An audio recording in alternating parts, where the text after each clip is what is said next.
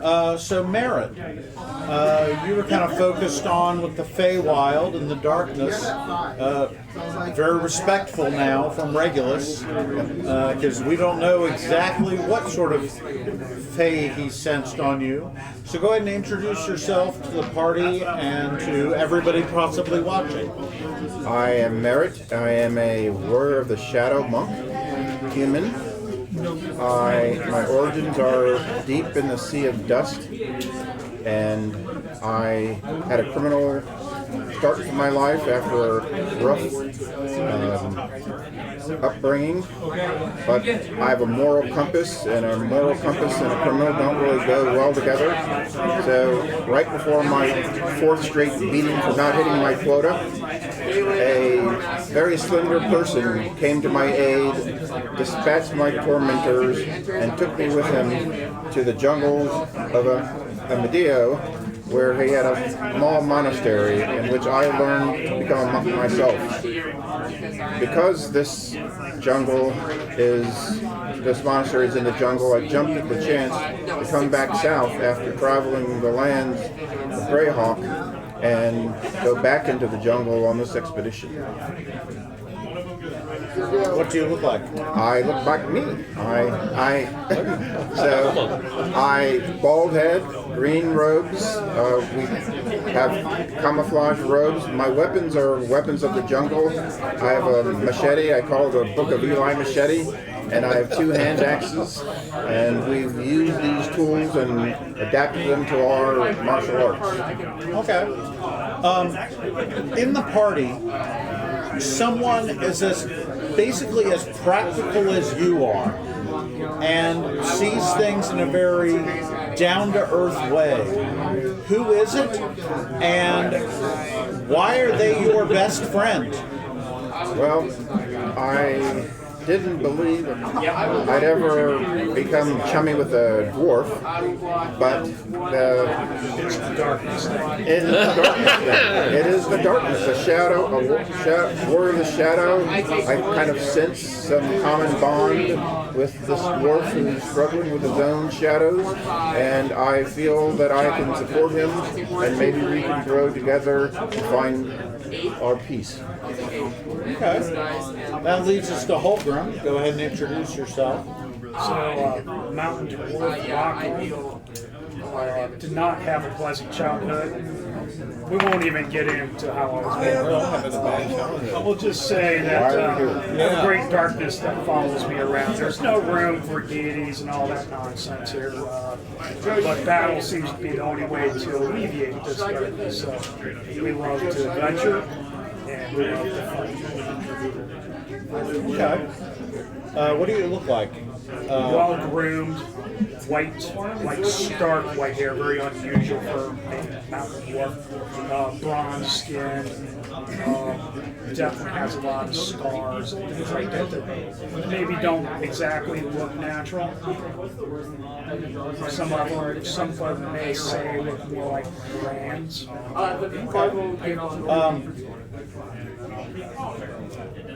In the party, someone saved you in battle once, but it wasn't who you expected exactly. Who was it, and what was the circumstance? This great big ball of fur. Of all things, a bugbear. Who would ever have thought a bugbear would ever not attack a dwarf? I didn't. Me neither. It's barely an appetizer. No. Somehow I was in this battle with, was in a dungeon, was in this battle with, something dark. Shut up, Shadow. I know you know what it is. I got dunked into a dark, slimy pond.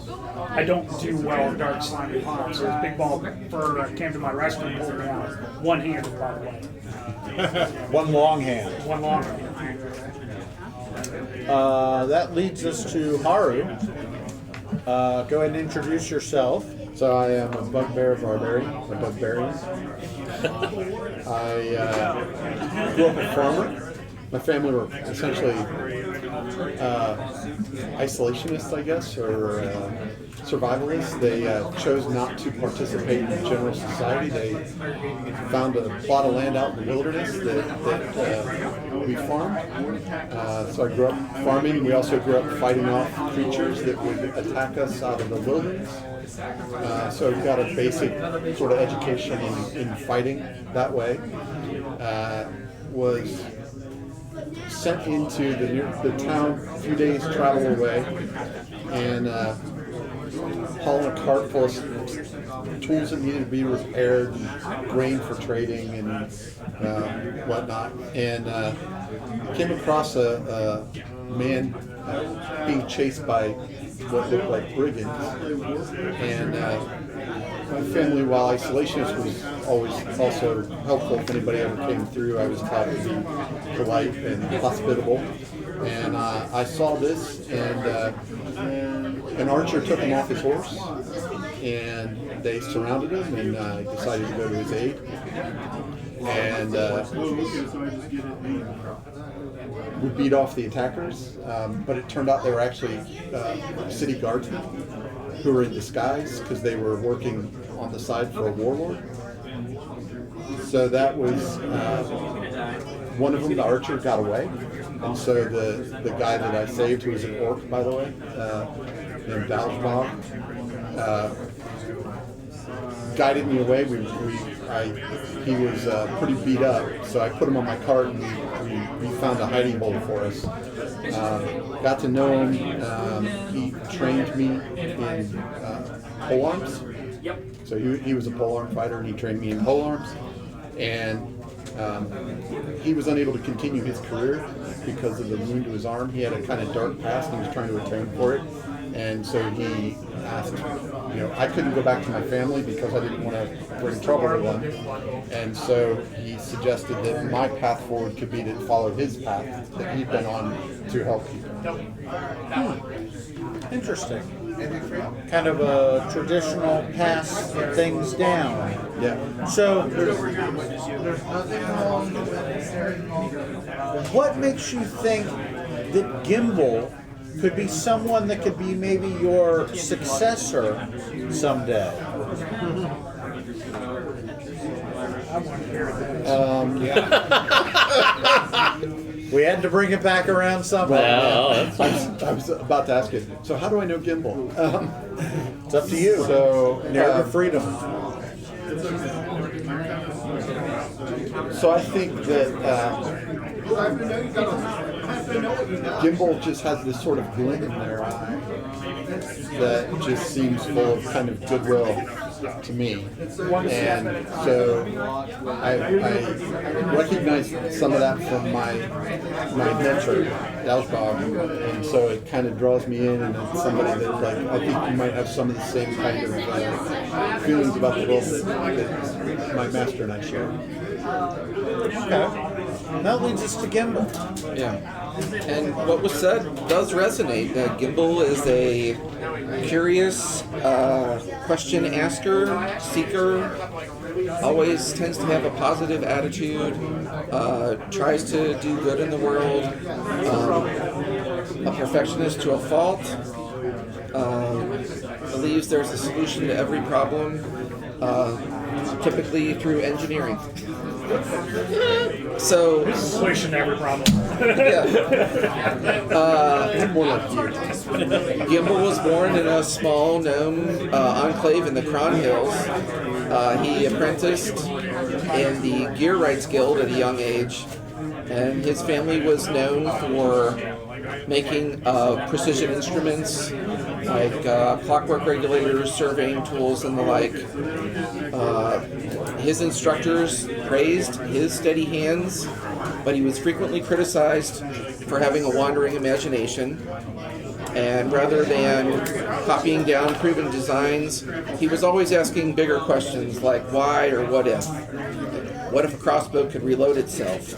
Or what if a lantern could shine without using fuel?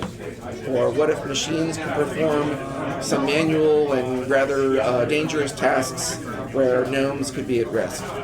And his guildmasters didn't really appreciate these questions. they kind of blew it off as youthful distractions, and he just sat there and disagreed internally.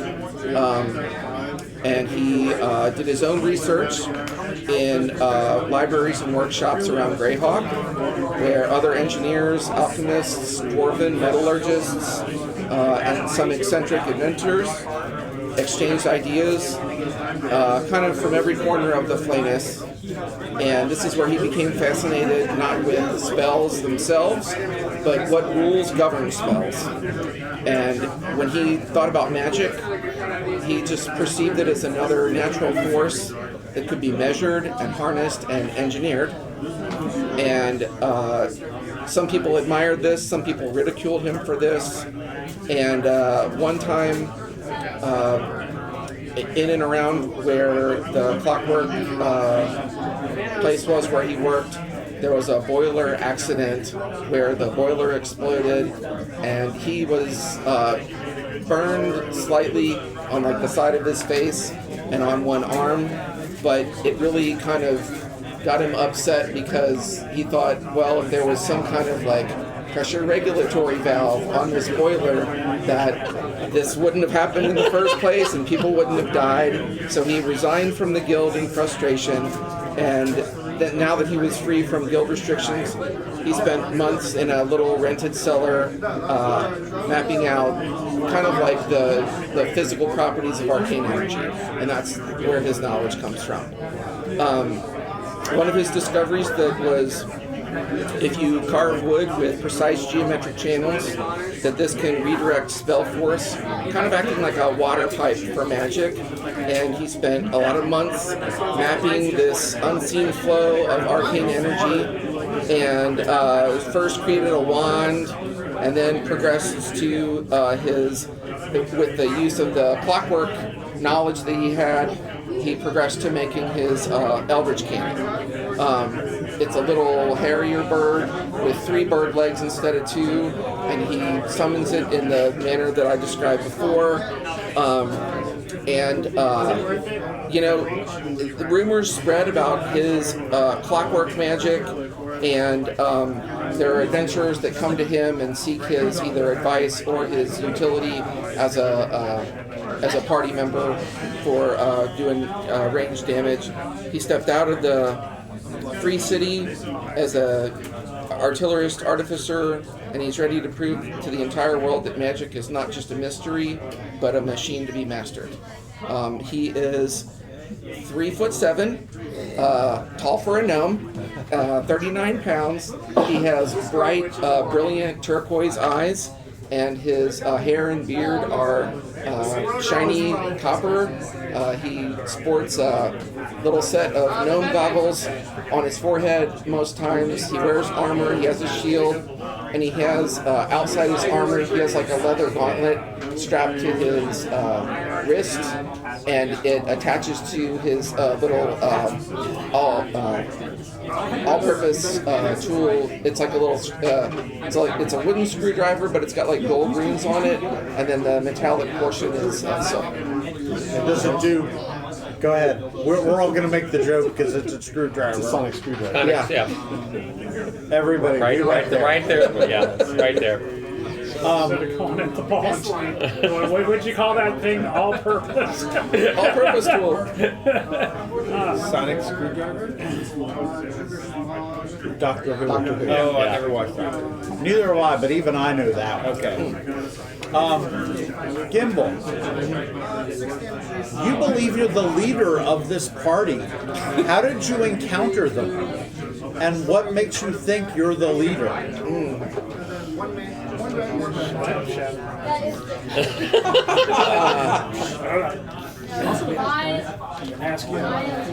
Yeah, I think he thinks that it's the optimism and the do-goodism that he possesses more so than these other guys that is gonna, we have a bond in that, but he feels like he's a lot more altruistic, and that should help steer the party in the right way. Plus, he's smarter than everybody else, so he kind of doesn't.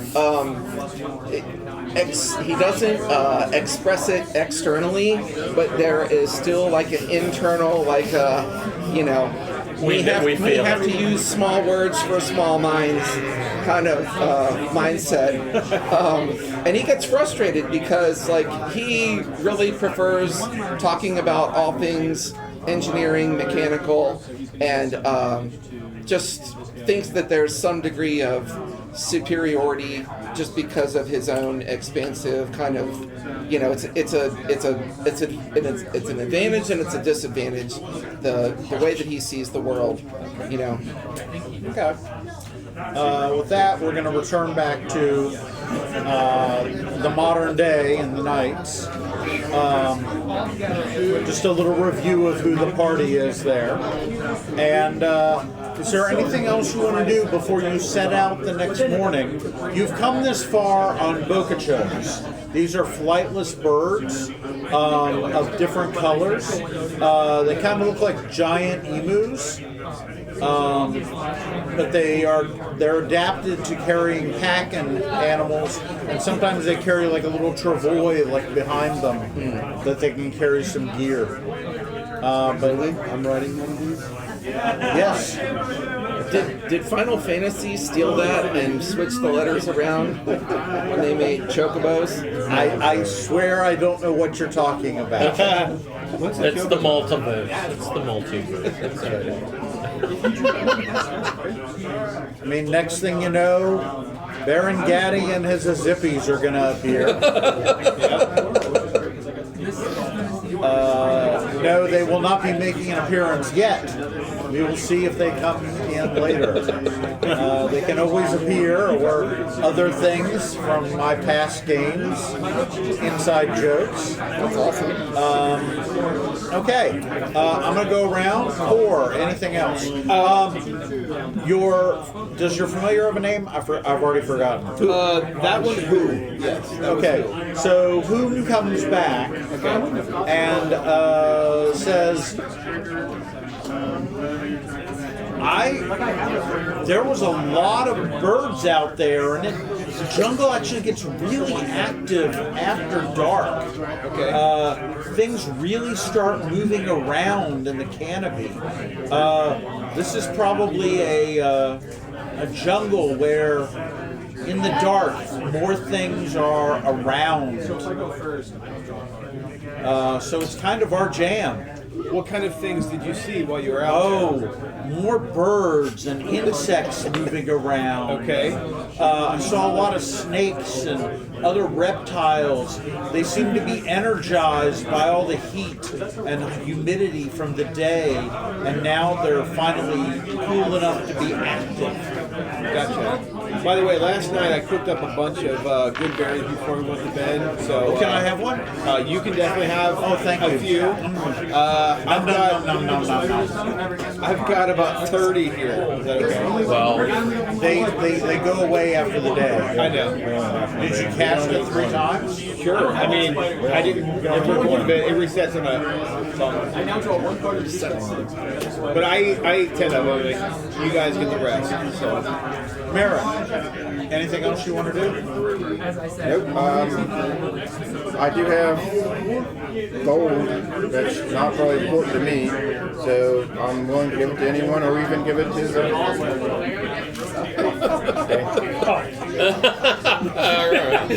he's a dwarf. Come on. How much did you give me?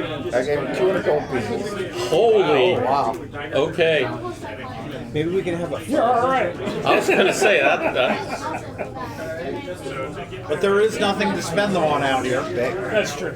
He can carry See, them. so, yeah, you got 200 and that started our party. Boy, what if there was some sort of an attack, depending on how much gold you were carrying?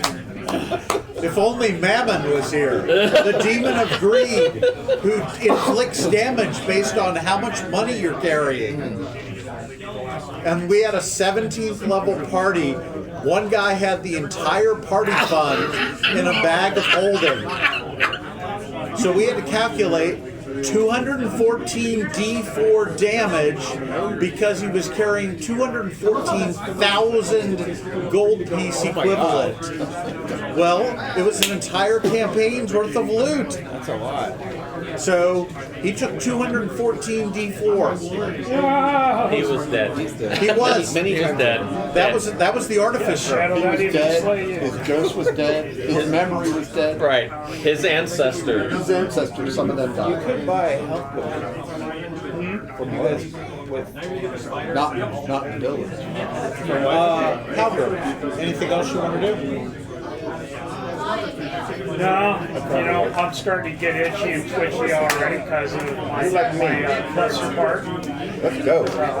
I'm ready to go, although I am curious to hear what Al had to say, just to get an idea of what we're looking at. So nighttime is when we got to be really careful. For some of us, that's our best time to move. That's predator time. It's awesome. Okay. Haru, anything else you want to do? No, like my friend Hogan over here, I see an opportunity to go do good. I'm ready to go do some. There's something needs doing. I'm your guy. Let's go do it. All right. Regulus. I want to deal with compasses. I'm going to have a navigator. Is this big enough for sextants or not? Is the world advanced enough for a sextant or not? Yes. Okay, then I'm going to have a sextant. But it's very, Exactly. very early. Maybe Okay, an astrolabe. astrolabe. Okay, yeah, and basically what I'm trying to do is orient myself where this is in the world, and I'm going to be doing this daily, and I understand being in the deep jungle, I might need to climb and check, but I start to make a map. Okay. Thinking the same thing. my staff. What's a map? I can turn it into a tree. So you're welcome to use my tree staff at the end of each day. If we don't have any that are around, thank you. Yeah. Thank you. I'll just throw you up there. I have a 60-foot rope of climbing. It might be a Oh, better choice. That's even much better. less fun. That you're right. Point of order. It must touch a surface in order to move. It must touch a surface. It can't just snake over like air. Right. But it could go up the side of a wall or Yes. up the side of a Yes. tree. Yes. It can't just like go out into nothingness. You got it? Yes. So you can't use it to bridge a chasm unless it can reach down and back up. That is correct. Yeah. Yes. This is strictly for going over walls and yeah. Gimbal. So just point of order, I have like tinker's tools, weaver's tools. I'm pretty like all tool proficient. I'm also taking a real long look at that sextant and thinking in my head, I think I could make a pistol out of that. Keep trying. That's just an internal. That's just an internal Okay, because thought. if you say that out loud, you get a side eye. You get a side eye. What's a pistol? That's okay. He likes using big words. It's okay. So is that his new nickname? What a tool. All right. The next day dawns. They take this giant totem pole. The entire village is carrying it, and they take you towards the area, and you march for 3 days through the jungle. So everybody mark off 3 days of rations. Well, Or no, we don't. We don't need we're to. going to good bury it. We're good. We're good bearing, and I'm also creating water, so we're all good. Okay. Is it a water- good berry a day? Yes, keeps the doctor away. Okay. Nice. Food, not water, correct? It is food, not water, but I do It have says create water. nourishment. It says, but I would Goodberry's food, but he's talking about create water too, Yeah. because it's you gotta Yeah, have both. everybody needs 1 gallon of water a day, which is 2 water skins. Okay. But we're in the jungle, presumably there's water. Well, Well, there but is it are any good? some Yeah. streams and stuff, so you have been able to refill your water, but I'm just saying, you may need to be careful about, what water sources. Right. We don't know what's upstream. True. Could be a magical stream. And most cities have terrible water near them. I guess theoretically, each day, at the end of the day. Yeah, but we're going near a cursed city. I guess I can't really do But that. you're right. You need something over. They lead you to the very edge and point ahead, and I'm going to very roughly draw kind of this valley you're in. So we're unharassed. Yes. Don't perceive any demons flying over.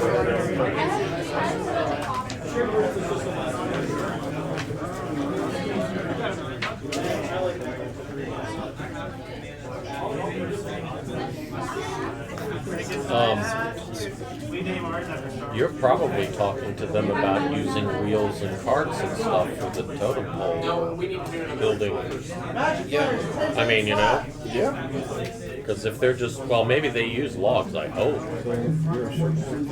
'Cause that's, Yeah, I'm circling the moon. Well, they're carving their totem poles out of trees, probably. well, I'm just saying if they don't have wheels, this is, Yeah. Yeah.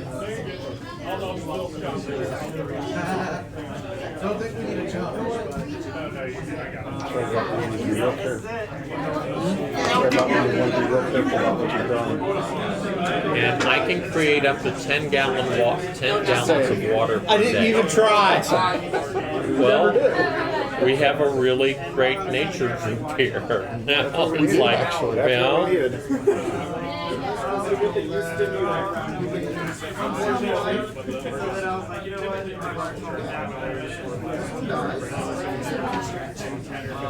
and we could, and then we might even, I don't know if anybody has the hunter as a, No, I'm a farmer.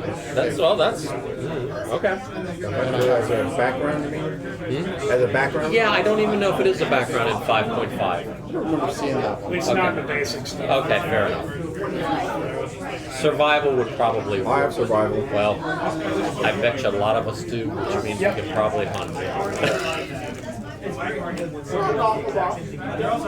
Especially from nature. Well, My survival is +6. you can hunt from another county. Sure. All right. People at home, this is too far for you to see, but you're coming in from this direction.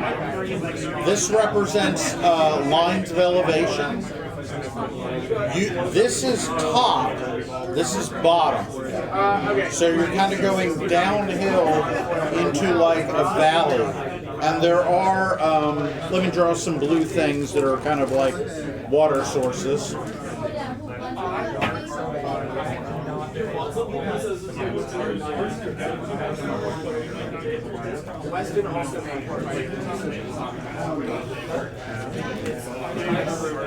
There we go.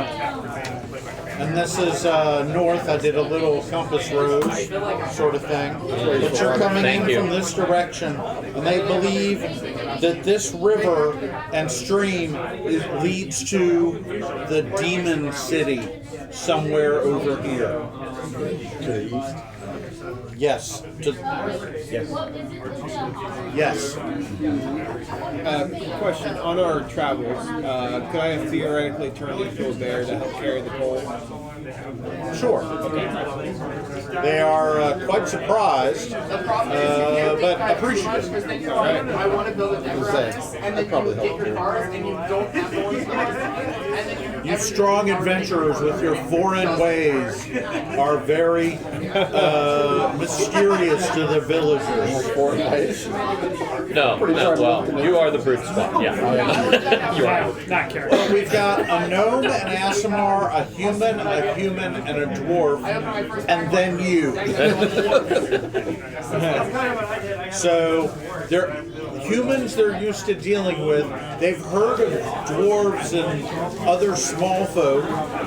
They're not quite sure what you are other than kind of human, and you look like a monster. So little taken aback by you. they will not cross into this area. This is kind of a lake pool of water. Where do you want to go over here? I'll pass it around. Can I Here's ask? our best scout. Can I ask who? What they see around the area? There we go. What do you mean? Who is my owl? Oh, who? Remember the guy who doesn't That's gonna get really know annoying. with an owl? Yeah, I know. The owl's our scout. All right. This is going to be who's on first. Yes, that's the goal. I don't know, but he's on third. Yeah. Yeah. Exactly. So who? What do we see? What do we see in the Do you want to know distance? who we see or what we see? I'm confused. When I look at this map, who? Now you know what it's like. What I do.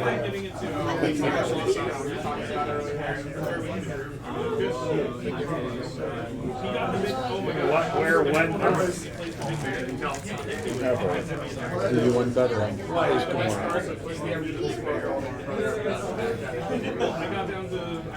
And like I said, every day I'm going up into the trees and I'm mapping. Okay. And you will get the proceeds from this map. We'll split it up. So you're in Y108 over 3 days. You move into Y109. So you only cover 12 miles a day. Of jungle, that's still really good. Especially carrying a huge 100-foot totem. Right. Should we place something just so we kind of know where we are? We're way down there. We're almost off the map, actually. Well, yeah, we're going to be dragons or no, hopefully not. But that's parts unknown. Anybody got a dice they want to put, or some kind of marker? Okay. Kind of just. Yeah, that's where you are. Because soon we're going to be untraveled. Now. So if we go far enough north, we go to the shore line. Yeah, it's soon north is. Right? That is north still, right? All right. They have pizza. They have This way on pizza. that All we get are drinks. Yes. But we can order pizza if you want. I'm just saying. Okay. Who comes back? Says there's kind of the remnants of an old trail. Okay. From the lake up to this small mountain, this rise over here. And there's a hole in the canopy at the top of this mountain where he can look down, and he saw a bunch of buildings in a cleft of the mountain. And there are trees all the way around it until 100 feet away, and then it just goes to bamboo, and then at the very edge it's crumbling rock. But he says there's a whole bunch of structures up here. Question. So that's what he tells you. Okay. Guys, there's a bunch of structures up this way. They look like they're crumbling. I think that's something we should just walk towards and investigate further. Unless anybody has any oppositions to that. I have a game question, above the table question. Could I use beast sense with who? He's not a beast, he's a fae. Okay. No, that's fine. As the leader of this party, I approve. All right. So we head that You're way. good. Okay. Okay. So, You should do that, really. Yeah. Okay. We love you. Okay. So these are more streams. They're not really rivers. You can cut across them fairly easily. And you come over, and this is not a perfectly straight trail. No, it's okay. It does You're not wind through the showing. terrain. I've just drawn it straight for That's okay. So do you want to follow? What do you want to do? How do you want to? I want to know exactly how you want to do this. Because there are many options here. Okay. Who's point? What do you mean point? Feels like one of us. So what's your passive perception in the front? Oh, yes. Okay. That would not be me. I would be probably the middle. Well, I have a very high perception, so. Start your passive perception. Start at 10 or start at I think it starts at 10. I have 15 passive. Mine's 16. So my passive is 12. Okay, that's 16. I'm walking along and So who's after kind of him? stealthy. Who's behind him? I'm going to be in the very back because this is a dangerous place. Well, he Be should attacked probably be from the rear the too. We should have someone, one of these two should be upper, front and back. You're exactly right. You're exactly right. All right. Who's in the front? I'll be in the front. All right. Who's second? Mustard. Is it Hallgrim or Haru? Hawthorne.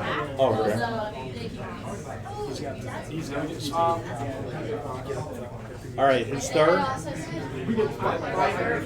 Put the little guy in the middle. Yeah, probably next. Just The little guy who probably has a higher armor class than most of you. yes, 18 with the shield on. that's really good. I'll be fourth. Okay. I have a shield as well. It's a wooden shield. And he like divides them up, Merit, and like the second pack has a deflector. and I'll be bringing up the And then rear. like the fifth pack I open has another deflecting slot in it. And he had like Just remember, you can hide behind him if you need to. Yeah. I have the first one, nothing. You guys can probably see over me anyways. But first it was me there. Okay. Core, you're on point. You're calling the shots Before I here. opened Okay. his, We want to proceed towards. You said there was a like a hole basically in the ground. In the canopy. Canopy, The canopy. At the Yeah. very top. Head towards that. Yes. Okay. Is who guiding? Who is like I know, $5. 25 feet ahead of us Okay. in the air?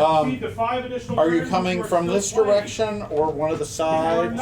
We just went through and we're following that path. Okay. All right.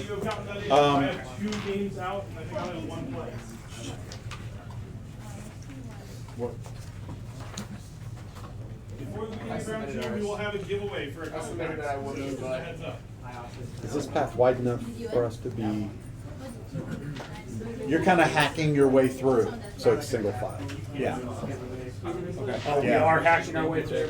Then I Well- will take a time to get my big whacker out. So I have a sickle blue, your mom. Right. from my farm Just, days for, you're pushing your way through, not literally have machetes and just. but I literally have a sickle. I literally have a machete.